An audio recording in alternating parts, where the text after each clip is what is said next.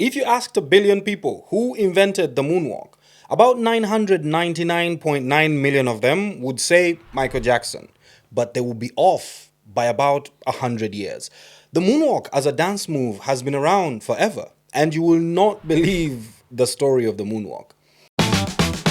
The first evidence came in 1872 when a guy named Arthur Marshall, a composer of what is called ragtime music, he described the dance that he had seen that it is where the dancer looked like he was being pulled along on ice skates by manipulating his toes and heels. That sounds like the moonwalk if you ask me. But by the turn of the century, that move was so prominent in black minstrel shows that they called it stepping on the puppy's tail. In 1930s, Cab Calloway, one of the most famous jazz singers in the world, he started doing the move. He called it the buzz. Even in 1935, an animated movie called Dancing on the Moon showed a cartoon cat doing the moonwalk. The very first on-screen filmed moonwalk came in 1943 by a guy named Bill Bailey. He was a very famous tap dancer. He used the moonwalk to exit the stage when he was done with his song. The modern version though, the one that we all know, first came to prominence when Electric Boogaloo started doing it on Soul Train. And that is where Michael Jackson saw it first. So Mike reached out to Casper and asked him to teach him how to do the moonwalk. Then he debuted his version of the moonwalk on the 1983 Motown 25th anniversary television special. And the rest, as they say, is history. The most celebrated originals in history were the best thieves in the room. The best way to be original is not by being first. It's by getting what others did and improving upon it. Originality is overrated. Welcome to the Train of Thought podcast, and today let's talk about why being original may be bad for you.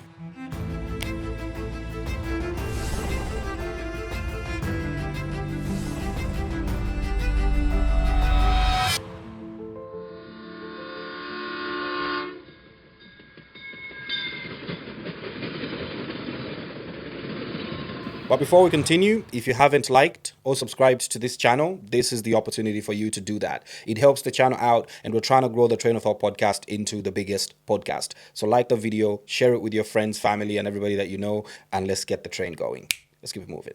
Now, before we get into the body of this conversation, I want to trace where the idea of originality came from. Because believe it or not, our obsession with originality, it didn't fall from the sky, and it's clearly not built into our evolution. However, over time, it was deliberately built into our culture. And I think I know where it starts. Let's enter history. It starts in a period called the Romantic Era, roughly the late 1700s into the 1800s, when European culture began to worship something they called the lone genius. The idea that truly great work comes from one extraordinary individual, one Da Vinci, one Michelangelo, sitting alone, struck by lightning, producing something the world has never seen. Beethoven in a dark room, the tortured painter, the isolated poet, the archetype, it became the gold standard for what creativity was supposed to look like. Before that, nobody really thought this way. In medieval times, craftsmen did not sign their work. Cathedrals were built over generation by so many different people with no name attached. African oral traditions passed down knowledge deliberately, story to story, elder to elder, generation to generation. The assumption was that you always build on what came before you. And it wasn't a weakness. It is how culture survived. But then individualism became an ideology, and the lone genius became a moral category. To be original started meaning that you were meant to be exceptional. To borrow or remix or build on someone else's foundation somehow made you lesser, a copycat, or maybe unserious. That idea traveled, and it made its way into schools, into creative industries, into how we talk about musicians, entrepreneurs, writers, thinkers. And being called unoriginal almost became an insult. It was akin to being called cheating. Our entire education systems were built upon everybody doing their own work and nobody copying the other or borrowing ideas from another. We were punished for this. But this is where it gets interesting, especially in African contexts. Our communal context never framed originality as a virtue. That framing is actually foreign to how knowledge and culture have always moved on the African continent. Knowledge was never hoarded, it was transferred. A drummer taught a drummer, a healer trained a healer, a chief passed down political wisdom to other people. Nobody stood up and said, I invented this beat, so don't play it. The Jamaicans actually still uphold this tradition in their music. Over 10 different artists can sing differently over the exact same beat. They call them rhythms. It is rooted deeply in how knowledge and wisdom used to be shared before capitalism infiltrated creativity. The remix was the point, the inheritance was the gift. The Igbos in Nigeria, they have this concept on lock. They have an apprentice system where a young Igbo man did not have to find or think of a unique career path. They are taken under the stewardship of an elder. He mentors them, he teaches them how things are done, and when they are ready, they go ahead on their own with that knowledge. This ensured that the apprentices built on the master's blueprint. They did not start their own. But when we absorbed Western individualism and its obsession with originality, we didn't just adopt a creative preference, we adopted a psychological trap. A trap that would make people feel fraudulent for doing what human beings have always done, which is learn from each other, borrow, remix, and build. And that trap is why people have imposter syndrome. And that trap is what I want us to dismantle today. But what is originality? Here's a way to understand it. When was the last time you had a thought that no other human being in the history of the world has ever had? I'll wait. The honest answer for most of us is never. And that is not an insult. That is the architecture of how ideas actually work. Every idea has a parent. Every concept has a lineage. Every single breakthrough that you have ever admired was standing on the shoulders of something that came before it. We just don't talk about the shoulders. We only celebrate the person that is standing on them. Think about language. I did not invent the words I'm using to speak. You did not invent the words that you are using to think right now. You inherited them from your parents. You were handed a system built over hundreds of thousands of years by people that you will never meet. And you use it every single day to express what feels like your most personal, individual, and unique thoughts. Nobody will ever call it plagiarism. Nobody will say that your ideas don't count because you didn't invent the alphabet. But somehow, the moment someone borrows a melody, remixes a business model, or builds a product inspired by something that already exists, we suddenly want to talk about originality. This standard is inconsistent because the myth was never really about ideas. It was about credit, about who gets to be celebrated, about whose name goes on the thing. And no company in modern history has benefited more from that myth than Apple. Apple is treated like a cathedral of originality, the company that thinks differently, the rebels, the creatives, the ones who changed everything. But there's a beautiful irony sitting right at the foundation of that entire identity. Because Apple's actual slogan, its most famous line, the slogan that defined their brand for an entire generation, it wasn't even theirs.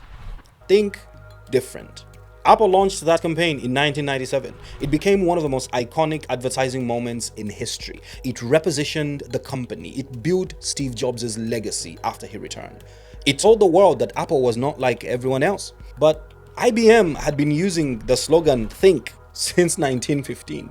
Thomas Watson Sr., the man that built IBM into the global empire that we know today, he put that word on every single wall of every IBM office. Think. It was their culture, their identity, their internal religion. Apple looked at that word and added one more. Different. That's it. That is the whole move. That is the scam. Think different. One word and it changed everything. And that is what I want you to sit with. Apple did not get any less credit for that. They did not get exposed as frauds. Nobody dismantled the campaign because of IBM's fingerprints being on it. In fact, most people hearing this right now are probably learning this for the first time. Because Apple did not just borrow the word. They borrowed it and transformed it into something that felt entirely new, entirely theirs, entirely aligned with what they were building. That is the difference between copying and remixing. Copying is taking something and putting your name on it. Remixing is taking something and putting your perspective through it. The question is never, is this new? The question has always been, what are you doing with what exists? Because truly nothing is new, but everything can be made fresh. Everything can be made relevant. That is why fashion repeats itself over and over. Everything can be pulled through a new context, a new time, a new voice, new people, and it will land like it was born yesterday. Michael Jackson did not invent the moonwalk. He did it in a white glove, under a spotlight, in front of 47 million people, at the exact moment the world was ready to receive it. And that right there is what originality actually is. It's not about being first. It is about being precise, being present, and being willing to take what exists and move it into somewhere it has never been. Let's talk about M.A.Y.A. No, not that one. Not those guys either. That one. Or really, the guy behind the bottle. His name was Raymond Loewy. Loewy? I probably mispronounced the name. But he designed the Coca-Cola bottle. He designed the Lucky Strike cigarette pack, the Shell logo, the interior of NASA's Skylab, the livery for Air Force One. You get the drill. The man was a design genius. He is arguably the most influential industrial designer of the 20th century. And he had one principle that explained everything he did. He called it M.A.Y.A. Most advanced, yet acceptable. What it means is this: human beings have two competing ideas running at the same time. They want something new, but they also want something familiar.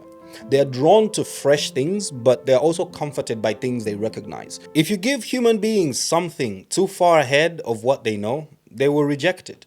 Not because it is bad, but because their brain cannot find anywhere to put it. That's why you hear people say, it was great, but it was ahead of its time. If you guys remember Quibi, the short form movie platform, their business idea was brilliant.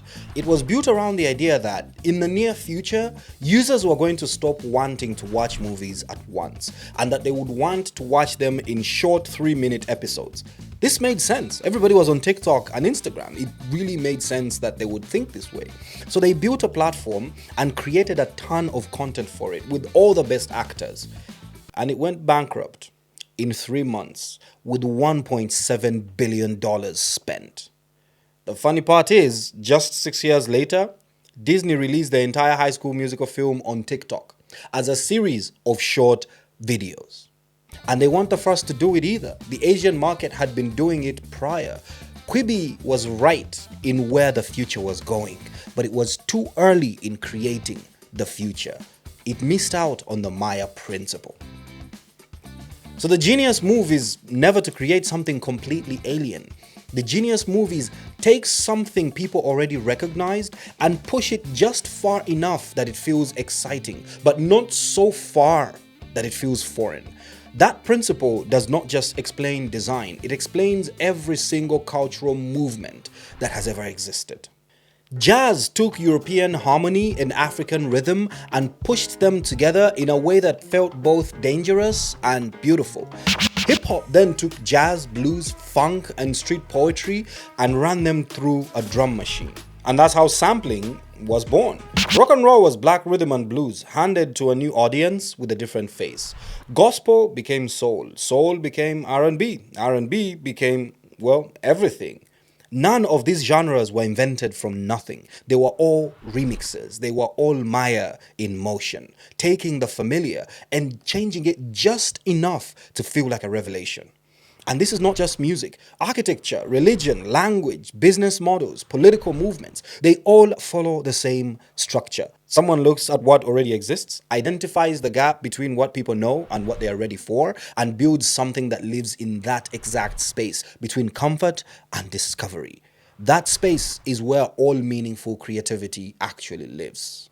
The problem is, we have been taught to worship the outlier, the thing that came from nowhere, the unprecedented breakthrough. We overlook the quiet, intelligent work of people who studied what existed, understood their audience deeply, and built something that felt new without being incomprehensible.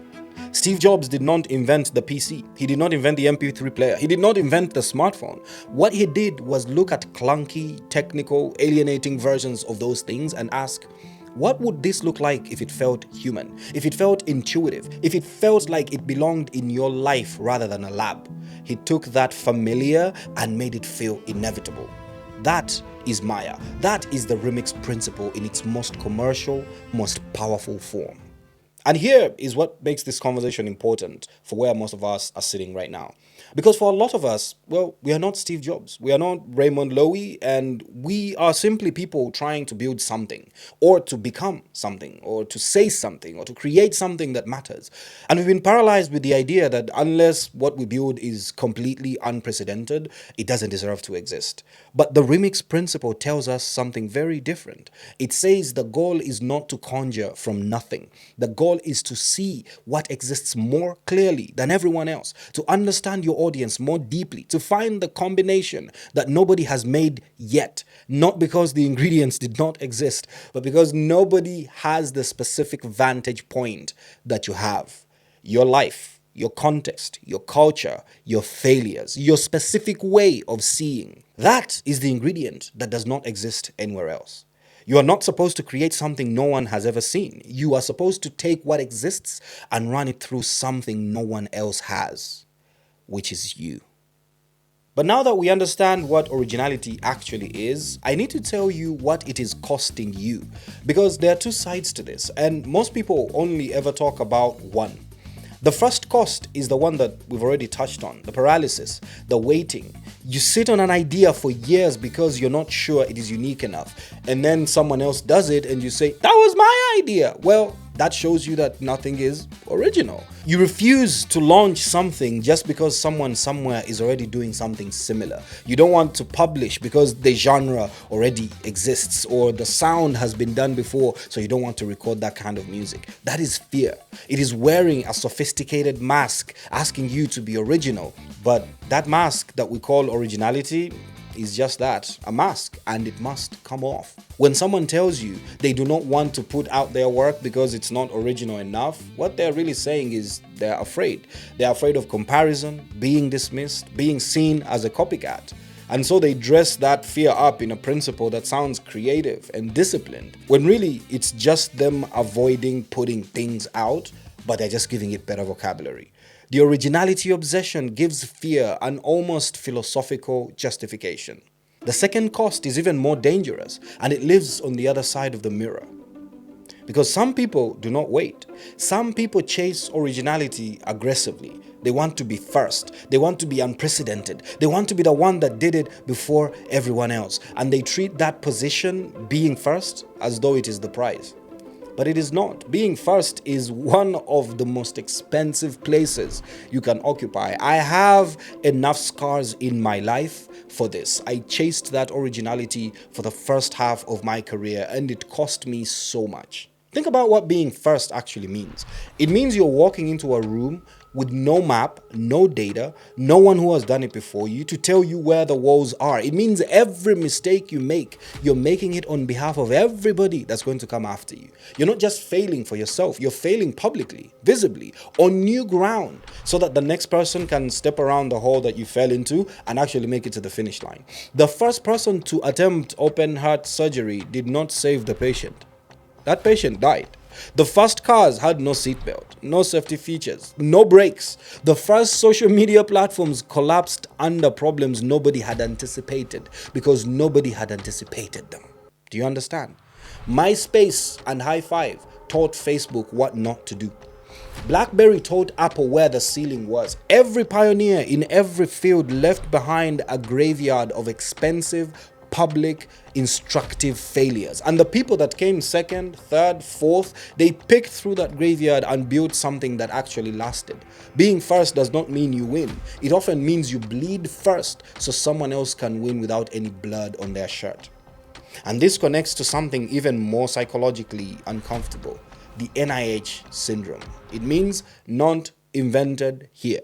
It is a well-documented phenomenon where people, companies, and institutions reject ideas and strategies simply because they are not the ones that came up with them first. They would rather build an inferior version of something from scratch than adopt a superior version that someone else created. It happens in business all the time. They refuse to learn from competitors. Individuals dismiss advice because it came from someone they don't want to give credit to. You see it in cultures that reject practices that work because they did not originate locally. That arrogance in originality worship does not just stop people from starting, it stops people from growing. It makes people allergic to good ideas based off of where those ideas came from rather than what those ideas can do. And the darkest irony is the people history remembers as the most original thinkers were almost never the ones who cared the most about being original. They were the ones who cared the most about getting it right. They read everything, they studied everyone, and they borrowed shamelessly. They synthesized all of this through a perspective sharp enough to make the whole thing feel new. They were not trying to be first, they were trying to be precise. There's a reason we remember Michael Jackson but not the Electric Boogaloos. Not because Michael was more original, but because Michael was more precise, more intentional, more positioned. He took a move that already existed, refined it, contextualized it, and delivered it at the exact moment that the world was ready to receive it. He did not bleed first. He let someone else make the mistakes. He watched, learned, and took private lessons. And then he stepped into the spotlight with something that felt like it has never existed before. That is not theft. That is intelligence. The goal was never to be first. The goal was to be unforgettable. We've covered a lot of ground today, so let me give you something that you should walk away with. Not just ideas to think about, but moves that you should make to actually be original without necessarily being original. Number 1, steal like a chef, not a thief. A thief takes your wallet and runs away. A chef walks into a market, picks up the ingredients that everybody else walked past, and turns them into something nobody has tasted before. The ingredients were never the point. What the chef does with them is the point. Quincy Jones did not invent orchestration. He did not invent funk or jazz or pop. He walked into a studio with Michael Jackson and pulled from every single genre he had ever studied. Classical arrangement, jazz harmony, funk rhythm, pop sensibility, and they built Thriller, the best-selling album in human history, made entirely from borrowed ingredients, assembled by someone who had spent a lifetime studying the kitchen. The move is not to find something nobody has ever touched. The move is to go deep on what already exists, understand it better than anyone around you, and then bring your specific context to it. Your culture, your story, your failures, your people. That combination doesn't exist anywhere else. That is your originality. Stop waiting to conjure up some magic from nothing. Go to the market, learn the ingredients, and then cook. Number 2, map your influences openly. The people that pretend to be original are usually just unaware of their sources. And unawareness is not freedom, it's just confident ignorance. When Austin Kleon wrote Still Like an Artist, one of the most important things he said was this: you are a mashup of everything you have ever let into your life. The books you read, the people you watched, the failures you survived, the cultures you moved through, all of it is in you, shaping how you think, whether you acknowledge it or not. Kendrick Lamar has spoken openly about studying Tupac, Jay-Z, and Nas before developing his own voice. He did not hide his influences, he metabolized them. But when he made To Pimp a Butterfly, an album so specific to his life and his perspective that nobody else on earth could have made it, even though every single ingredient in that album had existed before. It sampled a lot of beats from other songs, and yet it won a Pulitzer Award, the first of its kind in hip-hop. Knowing what shaped you gives you power over your inputs. It lets you choose what to keep, what to discard, and what to push further. The people who refuse to acknowledge their influences, they're not more original, they're just less self-aware. And that awareness eventually shows in the work. Map your influences, own them, and then move past them. And third, let someone else be first. Just be better. We talked about the cost of being first, the bleeding, the public failure, the mistakes made on behalf of everybody who comes after. Use it deliberately. When Reed Hastings built Netflix, Blockbuster had already built the entire infrastructure of home video rental. They did not pioneer the idea of watching movies at home. They watched Blockbuster build it, they watched the cracks that appeared, they watched customers complain about late fees and limited selections, and then they built something that solved every single problem that Blockbuster refused to solve. Blockbuster was first, but Netflix was better. Well, we know which one still exists. When WhatsApp launched, SMS had already trained the entire world how to send short text messages on their phones. WhatsApp did not teach people a new behavior. They took a behavior everyone already had and removed the cost. Simple, precise, built entirely on the foundation that someone else laid. You do not need to be the pioneer. You need to be the student. Watch the people that went first. Study what broke, understand why it broke, and then build a version that works. The goal was never to bleed first. The goal was always to last the longest. Here's what I want to leave with you today. The moonwalk existed for over 100 years before the world fell in love with it. The word think existed for over 80 years before Apple made it iconic. Jazz, hip-hop, rock and roll, gospel, soul, every genre that has ever moved you was built on the bones of something that came before it. Every company you admire studied a company that failed. Every thinker you respect read 100 thinkers before they found their own voice. The entire history of human progress is not a story of people conjuring things from nothing. It is a story of people picking up what was left behind, seeing something in it that others missed, and carrying it somewhere new. So the next time you hesitate because your idea is not original enough, understand what is actually happening. You're not protecting your integrity. You are obeying a myth that was designed to make you feel like a fraud for doing what every great mind in history has always done. The question was never whether it was done before. The question is whether you are the right person, in the right moment, with the right perspective, to do it in a way that makes people feel like they're experiencing it for the first time. You are not late. You are not a copycat. You are not less because someone else got there first. You are a passenger on a very long train, and everyone who rode on that train before you left something on the seat. Pick it up and have a nice ride. My name is Hers Fauzan, and I remain your loyal and humble conductor. This episode is directed by Latifa, edited by Akura and Zaidan, produced by Wale Ogedon, with a special thanks to the Train of Thought team. From all of us to you, I'll see you on the next train.